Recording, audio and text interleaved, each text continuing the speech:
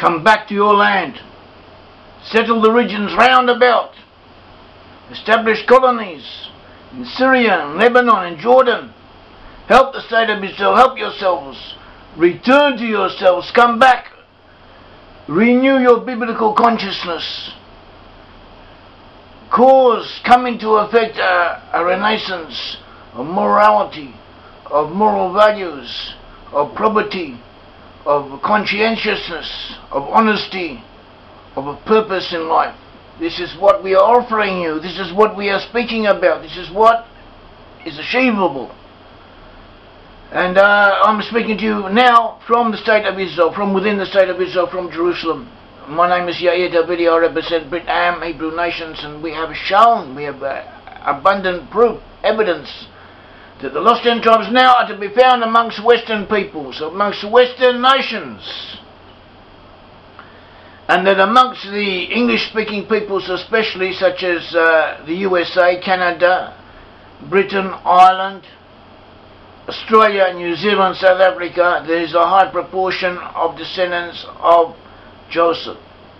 And therefore, we refer on occasions to the all descendants of those 10 tribes as Joes, after Joseph, or as Ephraimites. Even though sometimes the term Ephraimites is also applied to a certain religious group that also believes in the lost 10 tribes, but we are reserved. We're not certain as to how genuine or how dedicated they are to this belief. But in the meantime, we have to live with the fact that they too are known by the same name as members of our movement, as members who also believe along the same lines as we do. And we have proofs that the lost 10 tribes now are amongst Western peoples. We have proven it from the Bible, we have proven it from rabbinical commentaries, and also these rabbinical commentaries affirm and confirm and supplement the biblical proofs, and also the secular evidence that we bring from history, from archaeology, from linguistics, from numerous fields, mythology, from almost every field that has something pertinent to say on the subject. We show how all of the evidence, all the different types and aspects of evidence, how everything interrelates with each other, confirms each other, and builds up upon itself with an indisputable body of proof. And this is a reality. This is what we are dealing with, and we also believe that the Scripture had certain plans, or Scripture delineated certain measures that the lost 10 tribes would put into effect before they come back to the land of Israel, before they come back to the greater land of Israel, which in biblical terms stretches from the Nile River up until the Euphrates, and includes the portions of Egypt, of Saudi Arabia, of the state of Israel, of the Gaza Strip, of Judah and Samaria, of Jordan, of Lebanon, of Syria, and also portions of Turkey and of Iraq, and other areas, including the Isle of Cyprus. That is just for a beginning. And this is what we are speaking about. The lost 10 tribes will return and they will occupy all of these areas. And the Bible even depicts the process and the progression of events that, in general terms, very general terms, that will take place when they do so. But at present, we are at the very beginning of this whole eventuality, and we are merely engaged in spreading knowledge of Israelite identity to the peoples in question, and arousing interest in the subject, and doing what we can with what we can, which sometimes is not very much, but nevertheless we still keep going. And I personally live in the state of Israel, and I'm here, and I am Jewish. I identify as a religious Jew, and I am technically born Jewish, and I am an observant Jew, and I learn, and I have a family who also learn the Jewish laws and traditions and customs, and also the Bible and the commentaries on the Bible and everything connected to that. And be that as it may, I am able to to approach aspects of the whole situation with a perspective of my own. And as I said, I live in the state of Israel, and we live here. We live here, and in the state of Israel, people are happy. Statistically, Israel, the inhabitants of the state of Israel, are considered amongst the happiest peoples in the world, the most satisfied with their life. Live here. But statistically, it's hard to see why, because things are very difficult. The cost of living is very high. Wages are often very low. There's a lot of problems. Also, very great difficulties. Lodging, apartments, housing is very expensive. The cost of living is higher than it is in the USA in many ways. And there's all kinds of problems, social problems, economic problems. We have terrorist attacks, and all the world hates us. And all the Arabs are against us. And who knows what else. I could go on. I could spend the whole afternoon telling you all about it, as I'm sure you would like to hear, but this is not what we are here for at present. Anyway, we are here, and we also spread knowledge of Israelite ancestry. And some people here who believe in Israelite ancestry, as we do, they want to come back and live in the land of Israel, and we do not think that they should do so.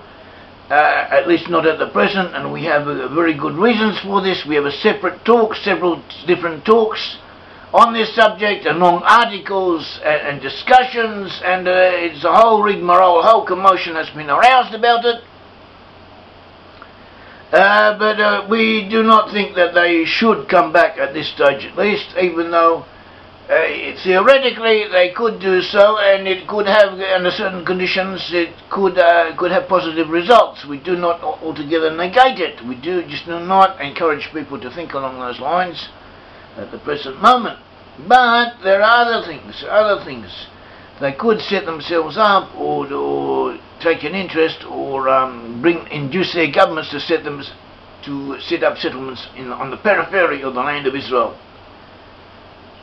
And this will happen. This will happen eventually. Judah and Ephraim, that is the Jews and the lost ten tribes, especially the English-speaking sections of them, will reunite. They will come together. They'll come together all together, as it says in Ezekiel 37. And occasions even before the final union that is explicitly described in Ezekiel 37 of the two sticks being joined together and becoming one nation, one kingdom. Even before then, they will achieve a modus vivendi, a way of living together, of working together, and they will approach each other. There will be a rapprochement, as if to say, of the two halves. This is indicated in Isaiah chapter 11. And in Isaiah chapter 11, verse 11, he says in the Hebrew, he's speaking about Judah and Ephraim working together, and they will put aside the hatred and their envy of each other that previously had existed, because there are other biblical verses that indicate that before they achieve this rapprochement, this agreement with each other, there will be fiction. And there will be cases of enmity, of hatred between the two sides before they begin to reconcile, to become reconciled. And all of it, Isaiah speaks about Judah and Ephraim, the Jews and the Ephraim working together and expelling by plane, taking the Palestinians and putting them on planes and flying them someplace to the west. I would imagine that Latin America would be a suitable area. There's plenty of space there to settle a few million Arabs in that region, especially if we were to give monetary compensation to the host countries, and also to assist materially and whatever other way we could in the resettlement of these Arabs who would not be a burden on the countries in question, because they can work, they do work, they're happy to work, and in their own way they're gifted, and they have a lot to offer. That is a different question. In the end times, Judah and Ephraim together will fly the Palestinians to the west, as we have shown. And so this is something that should be kept in mind. there is a possibility that will happen. In the meantime, we are faced with the present situation. The present situation is that Arab nations all around, Arabs within Israel, both Arabs and Bedouin in the north and Bedouin in the south, in the Negev, they've just taken over a large area. They managed to take over large areas, regions, and they in effect impede Jewish settlement in those regions. And they are attacking Israel, terrorist attacks, and they are fifth column within the country. They are a dangerous element. Aggressive Jews cannot go into their settlements in many cases. Jews who go near them are in danger of being attacked. Women are molested and all kinds of problems occur. And this is what we live with. So eventually we have to move them away. And God willing, we will be able to do so. And according to the Isaiah 11:11, Ephraim will help Judah in this. And at the moment, this is what the Jewish people in the state of Israel are living with. In addition to this, we are faced with Arab countries all around us. We have Hamas land in the Gaza Strip, with thousands of missiles and all kinds of armaments which they received by way of Egypt and from the Soviet Union and from Iran. And in Lebanon we have the Hezbollah, which is tens of thousands of rockets and missiles all prepared. Whole army, well-trained army of fanatics, of Muslim fanatics, whose whole aim in life seems to be the destruction of Israel when they will be able to do it or to attempt to do it. And they have been backed by Iran. Iran is dedicated with all its tens of millions of people, its fantastically large population, and all its numerous problems. The thing that seems to most occupy themselves is preparing themselves to preparing nuclear weapons and I don't know what. The greatest ambition in life seems to be the destruction of the small little Jewish state with very little with only 6 million Jews here, and a lot of problems of its own. And that is what all the Arabs and all the Muslims seem to be concerned with. That is what most seems to occupy the most. Also Turkey. Turkey is a big, powerful country with tens of millions of people as well. Hundreds of millions, in fact, a very large army, very, very well-trained armed forces as well, very well equipped. It was actually a member of NATO, and it too once would like to see the destruction of Israel. And so would all of the Islamic countries, or at least most of them, and Muslim peoples have been taught through money from Saudi Arabia and through propaganda from the time they're in the kindergarten to all their life. That is what they've been drummed into them all the time. They should destroy the Jews. They should. This is what Muhammad wants, and so on. And not only the Jews are in danger, but also the West are in danger. They also speak about destroying the West, and they consider the greatest enemy to what they see is the ideal for their civilization. They consider the USA to be their greatest enemy, even though the USA in many ways is the best friend they have. It's the one who gives them all the money for their oil and helps them. But they would like to see the destruction of the Western peoples, of Britain and of the USA. To see the destruction of Britain and the USA, of the Israelite nations, and also of Judah, of the state of Israel. And this was predicted in the Bible. This was predicted in the Scripture. Book of Hosea, chapter 9, it says, although they are gone because of destruction, Egypt shall gather them up, Memphis shall bury them, the prison places, that is Mahmad in Hebrew. The word translated as prison places in Hebrew is Mahmad, which is another name for Muhammad. For their silver nettle shall possess them, thorns shall be in the tabernacles. That's what it says there. And there it is definitely referring to Muhammad. This is also, we saw it, we mentioned it, and then we found later that it was a few hundred years ago. Ravalli in Padua in Italy, he was a great commentator and a holy man, and he also said that this verse refers to Muhammad. This is referring to Muhammad, and it goes on. In 9:7 it says, the days of visitation have arrived, the days of payment have come. Israel shall know the prophet is evil, mad, Hebrew Meshuggah, and according to Maimonides, this too is referring to Muhammad, the mad prophet, a man of spirit because of your transgressions and of great hatred. That is what they have. That they have a great hatred towards the West, towards you, towards the Jewish people and towards the Israelite nations. They hate us. Oh, this is Hosea 9:7. Ephraim looked out with the God of the prophet, a hidden snare on all his paths, hatred in the house of his God. In other words, when we try to reach a rapport with these Muslim people, that they will hate us, instead of requiting good for good, they will requite evil for good. They will come against us, and disaster, God forbid, is liable to occur to us because of our trusting too much or wanting to become friendly with these Islamic nations. And Islam is there are aspects of Islam that are negative.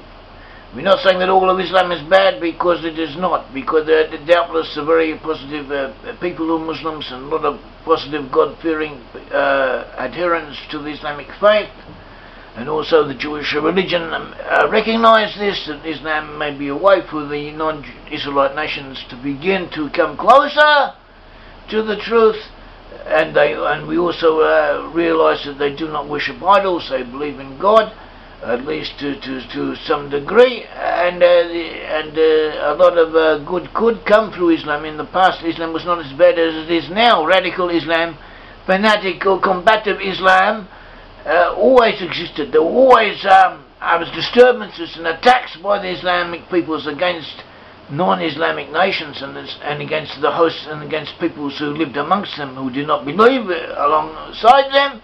But nevertheless, there were regions and areas and periods when it was not as bad as it has now become.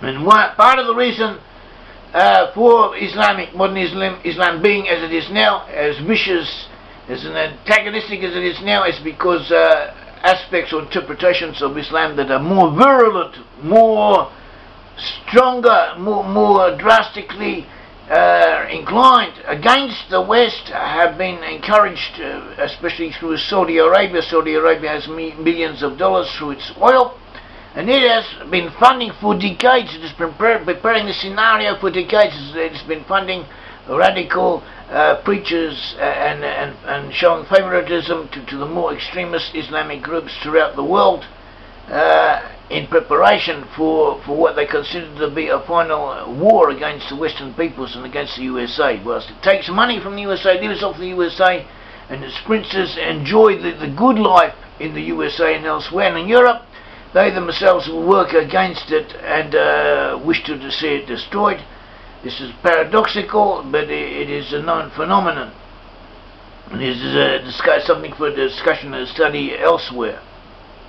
At all events, this was prophesied that Islam would be a danger to Ephraim, and that Ephraim in the end times at the beginning would try and reach an accommodation with the Islamic peoples, and they will suffer because of it.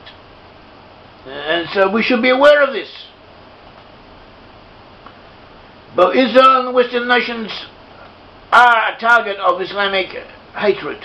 The USA is considered a target, an object of vilification that should be destroyed according to Islamic preachers. And so that is something we should know. Another thing is concerning Iraq.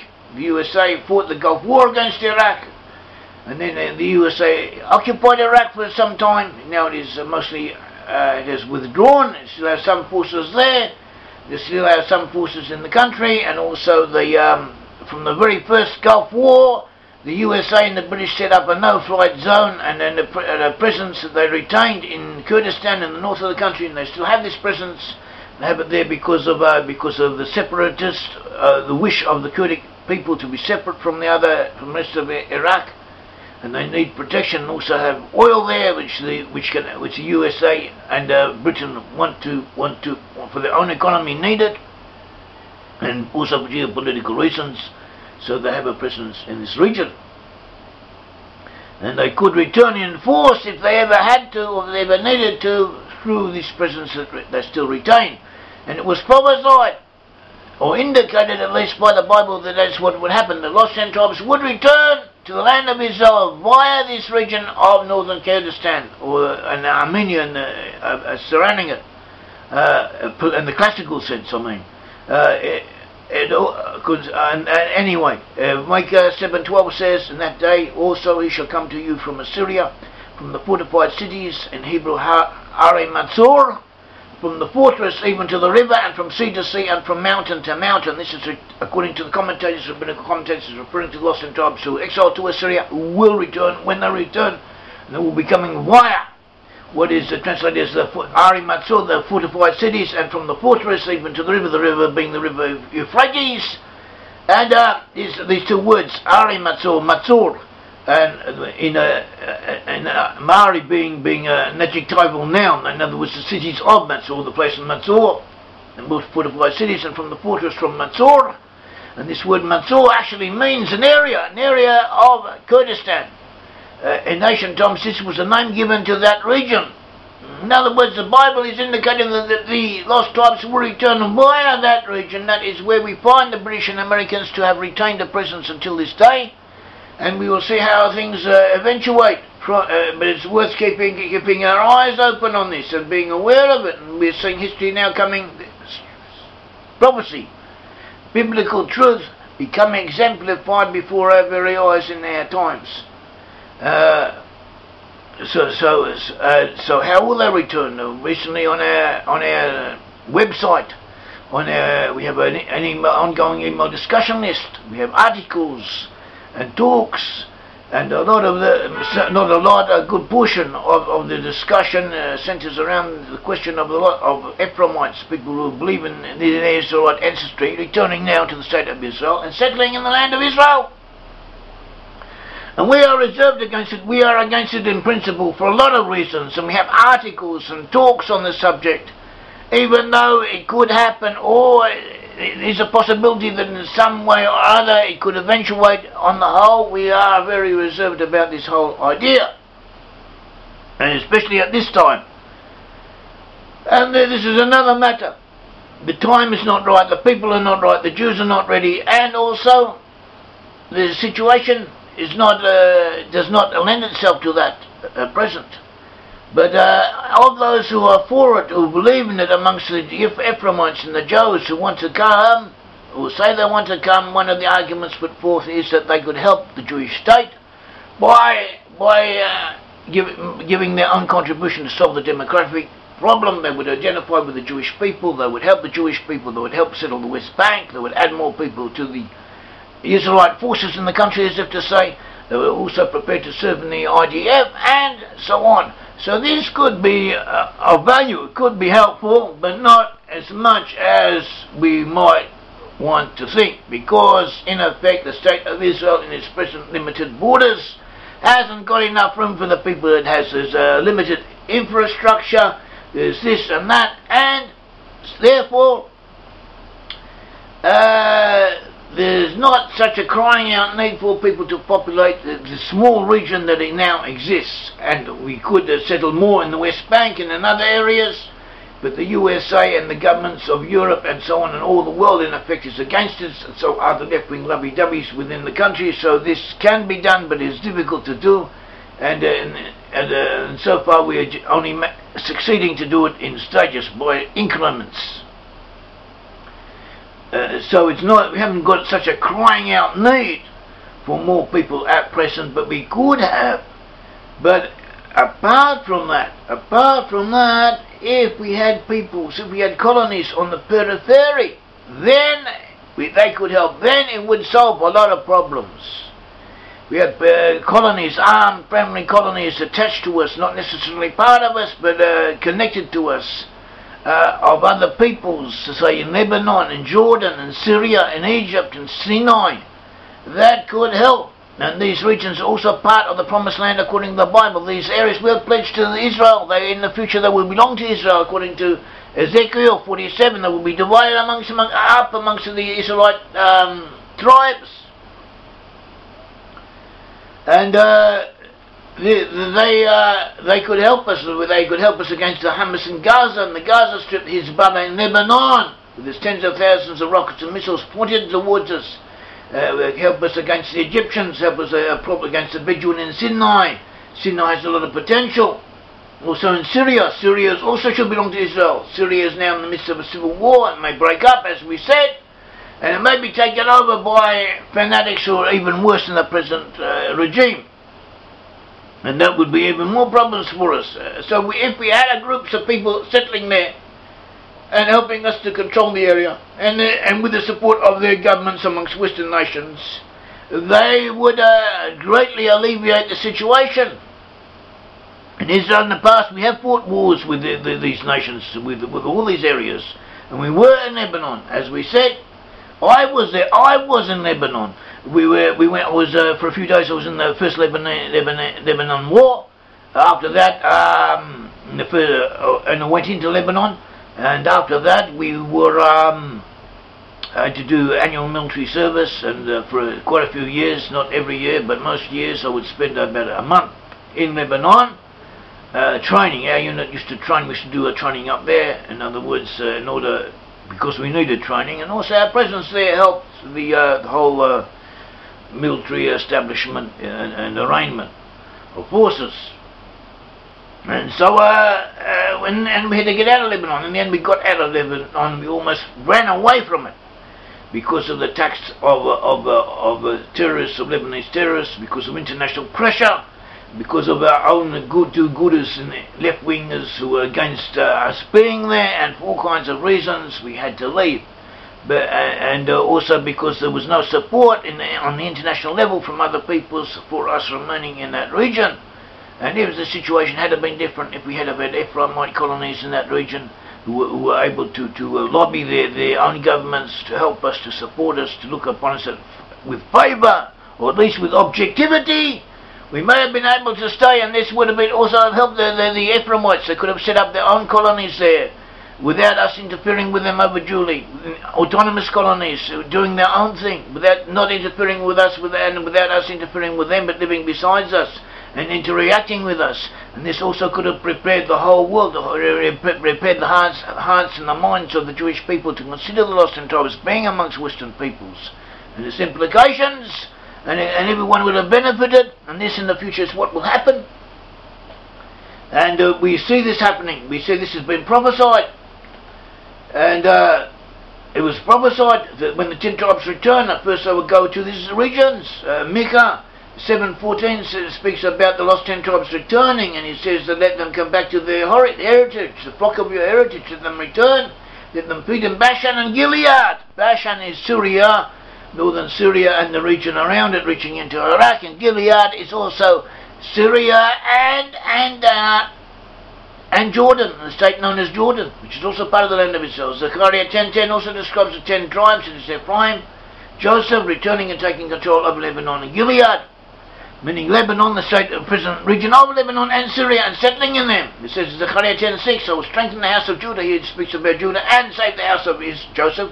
Judah and Joseph will reunite and will act together. This will even begin to take place even before their final reunification, as depicted in Ezekiel 37. It says, I will bring them again to place them, for I have mercy upon them, and we shall be as though I had not cast them off, for I am the Lord their God, and will hear them.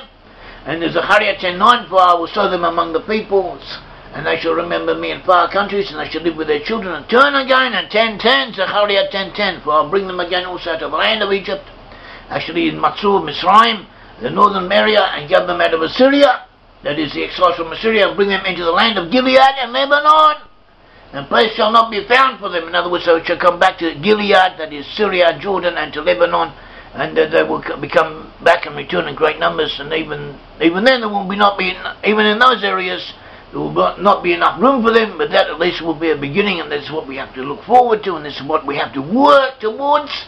And God willing, it will come to fruition in our time. And the first step for all of this, in my opinion, in our opinion, should be first of all to internalize the message of Israelite identity, Israelite ancestry amongst Western nations, the 10 tribes being amongst Western nations, and letting them know about this, spreading this knowledge. This information has to be known, it should be known, and it deserves to be known to others. May God bless all of you. May the God of Israel be with you. Thank you.